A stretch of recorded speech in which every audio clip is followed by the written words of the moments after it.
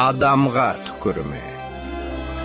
Аңыз тыйсаларда іблістің жаман әдеттерінің бірі түкіру деп айтылады. Әлімсақта аспанға түкіремін деп Тәңірді реніштеді. Онан кейін Алла адамды жаратқан кезде ібліс те адамды көруге келіп қарнын ұрады.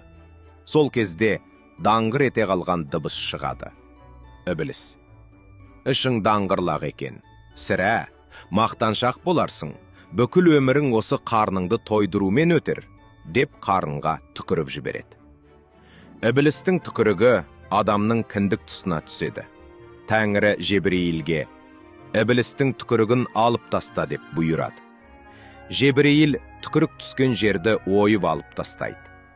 Ойылған жерден адамның кіндігі пайда болыпты.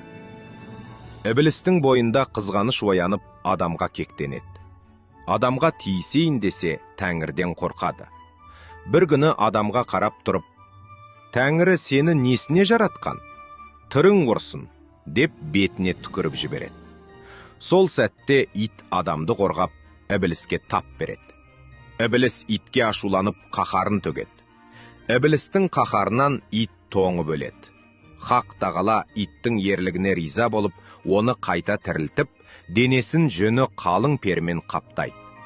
Адамның шаңырағынан мекен береді. Ал ібліс адам бетіне түкіргендіктен адам әр түрлі кеселге шалдығатын болыпты. Содан бері адамның бетіне түкіруге болмайды деген ырым бар.